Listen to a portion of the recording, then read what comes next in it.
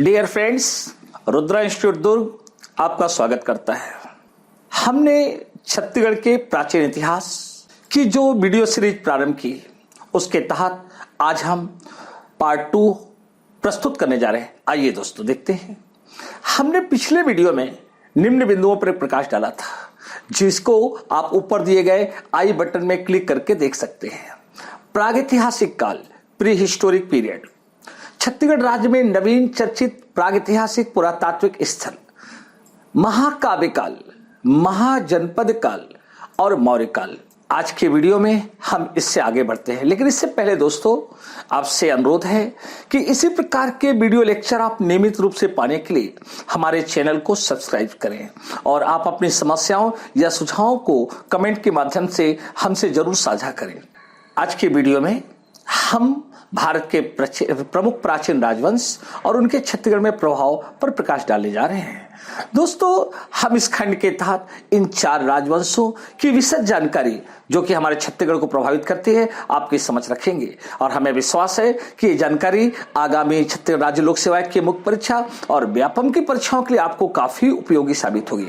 आइए दोस्तों देखते हैं। सातवाहन काल। सातवाहन काल मूलतः भारत का एक प्रमुख राजवंश रहा। इसका शासनकाल मध्य भारत में मूलतः महाराष्ट्र और आंध्र प्रदेश में रहा। इसका कुछ प्रभाव हमारे छत्तीसगढ़ क्षेत्र में भी पड़ा और इस क्षेत्र में जो प्रभाव पड़ा, यहाँ के प्रमुख स्थल है, आपको इसको विस्तृत से हम आगे बताएंगे। इसी प्रकार भारत में कुषाण काल जानते हैं दोस्तों।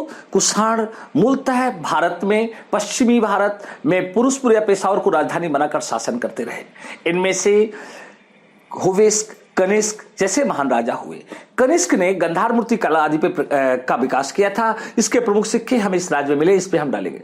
वाकटक वंश, इस वंश का छत्तीसगढ़ में सर्वाधिक प्रभाव रहा। यह हमारे पड़ोस में नागपुर को केंद्र में राज करते रहे और नल नाग वंश के राजाओं से इनका संघर्ष हुआ। इसको आपको जरूर ध्यान देना है, क्योंकि आगामी परीक्षाओं में इसमें महत्वपूर्ण प्रश्न आते हैं। इसी प्रकार गुप्त काल, महान सम्राटों का काल। इस गुप्तकालीन साम्राज्य के कुछ साक्ष्य हमें प्राप्त होते हैं। आइए चलो देखते हैं अपन। छत्तीसगढ़ में सातवाहन। दोस्तों, सातवाहनों की राजधानी प्रतिष्ठान महाराष्ट्र के औरंगाबाद जिले में वर्तमान पैठण नामक स्थल थी। प्रथम सातवाहन राजा सिमुक और अंतिम सातवाहन राजा पुलुमावी था। चीनी यात्री ह्वेनसांग ने अपने यात्रा विवरण सियुकी में दक्षिण कोसल में सातवाहन के राजाओं के राज्यों का उल्लेख किया है। सातवाहन राजा अपिलक की एक मुद्रा तांबे की हमें बालपुर रायगढ़ में मिली है, जिससे यहाँ के तत्कालीन सातवाहन राजा के अधिकार की पुष्टि होती है। मल्हार, बिलासपुर जिले में मल्हार में उत्खनन से मिट्टी की एक मुहर प्राप्त हुई है, जिसमें सातवाहन नरेश वेदश्री सातकर्णी का उल्लेख है। रोम के सिक्के भी हमारे छत्तीसगढ़ राज्य में प्राप्त हुए हैं, बिलासपुर के चकरवेड़ा में, जिससे पता चलता है कि सातवाहन काल में भारत का और इस क्षेत्र का व्यापारिक संबंध रोम से था और हमारा छत्तीसगढ़ राज्य काफी समृद्ध था।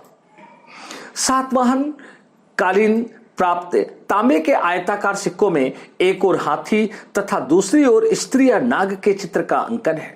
शक्ति के निकट ऋषभ तीर्थ या गुंजी, जांजगीर चांपा से ईसा प्रथम शताब्दी का एक शिलालेख प्राप्त होता है, जिसमें सातवाहन राजकुमार वरदत्त श्री का उल्लेख मिलता है। 1921 में जांजगीर चांपा के किरारी नामक ग्राम में तालाब में दूसरी शताब्दी ईस्वी का सातवाहन कालीन काष्ठ स्तंभ प्राप्त हुआ, जो वर्तमान में महंत घासीदास संग्रहालय रायपुर में है। यह छत्तीसगढ़ में पाए जाने वाला दूसरा महत्वपूर्ण अभिलेख है जो सातवाहन शासन के विषय में प्रकाश डालता है। यह सातवाहन कालीन चित्रकला का भी प्रतीक है। इसमें सातवाहन कालीन प्रशासन और पदाधिकारियों की जानकारी प्राप्त होती है।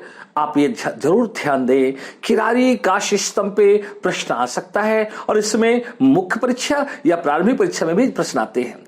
आइए दोस्तों आगे देखते हैं। ह्वेनसांग के अनुसार दक्षिण कोसल की राजधानी श्रीपुर या सिरपुर के निकट एक पर्वत पर सातवाहन राजा ने एक सुरंग खुदवाकर प्रसिद्ध बौद्ध भिक्षु नागार्जुन के लिए एक 5 मंजिला भव्य संघाराम बनवाया था।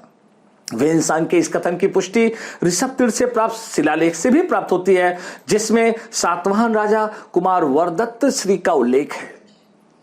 छत्तीसगढ़ में कुषाण काल। कनिष्क दोस्तों कुषाण काल भारत के इतिहास में काफी महत्वपूर्ण है।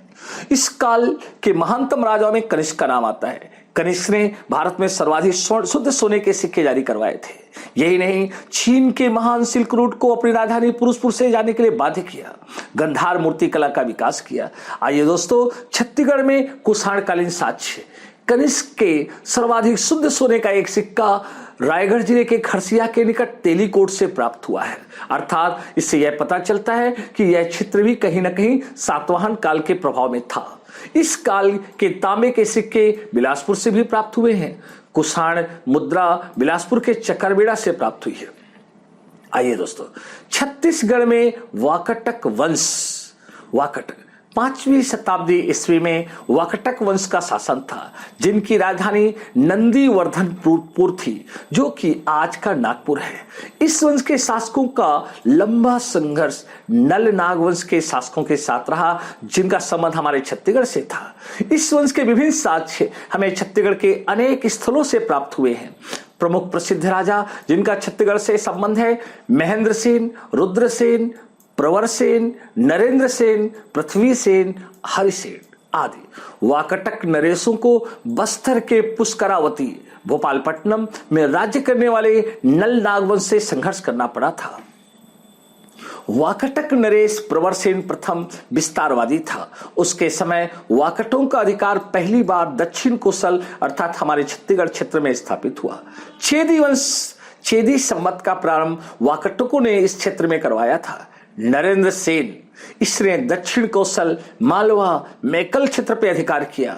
पृथ्वी सेन द्वितीय के बालाघाट अभिलेख में उल्लेखित है कि इसके समय वाकटक नल वंश का संघर्ष प्रारंभ हुआ। दोस्तों, यह एक रोचक तथ्य है कि किस वाकटक राजा के समय नल वंश के साथ हमारे संघर्ष प्रारंभ हुए। बस्तर के पुष्करावती भोपालपट्टनम क्षेत्र में राज्य करने वाले नल नागवंश के शासक भौदत्त वर्मन ने वाकटक नरेश नरेंद्र सेन की राजधानी नंदीवर्धनपुर पर आक्रमण कर उसे पराजित किया था।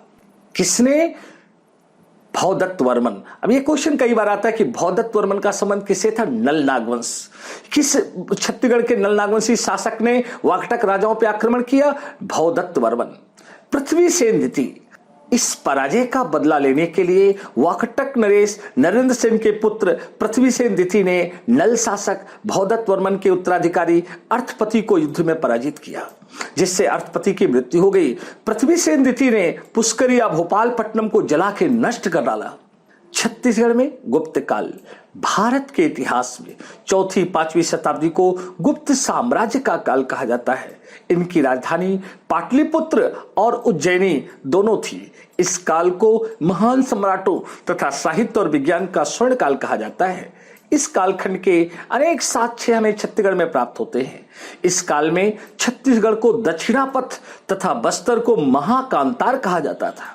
335 से 375 के मध्य दक्षिण कौशल में 2 शक्तिशाली राज्य थे। उत्तर का क्षेत्र महाकौशल या कौशल तथा दक्षिण का क्षेत्र महाकांतार या बस्तर और सिहावा प्रदेश था। हरिसेन का प्रयाग प्रशस्ति से ज्ञात होता है कि समुद्रगुप्त ने समस्त आर्यावर्त को जीतने के लिए दक्षिणापथ की विजय यात्रा की थी। समुद्रगुप्त ने महाकौशल नरेश महेंद्र व महाकांतार के शासक व्याघ्रराज को 4वीं शताब्दी के मध्य पराजित किया था। यह जानकारी हमें प्रयाग प्रशस्ति से मिलती है। महेंद्रादित्य अंकित 54 सिक्के रायपुर के खैरताल नामक स्थल से प्राप्त हुए हैं, जिनका संबंध गुप्त वंश के महान सम्राट कुमारगुप्त से जोड़ा जाता है। 1972 में दुर्ग के 52 बरस से गुप्तकालीन 9 सिक्के प्राप्त हुए। एक कांच का सिक्का समुद्रगुप्त, 7 सिक्के चंद्रगुप्त द्वितीय और 1 सिक्का कुमारगुप्त का। आरंग में कुमारगुप्त का 5वीं शताब्दी का रजत जड़ित तांबे का सिक्का प्राप्त हुआ, जिसकी खोजकर्ता डॉक्टर रमेंद्रनाथ मिश्र हैं। खरसिया रायगढ़ चंद्रगुप्त विक्रमादित्य का धनुर्धारी शैली का शुद्ध सोने का सिक्का खरसिया से प्राप्त हुआ था। पिटाईवल्द रायपुर 1 सिक्का प्राप्त हुआ, जिसे महेंद्रादित्य का कुमारगुप्त इतिहासकारों में विक्रमादित्य या स्कंदगुप्त का वर्णन है।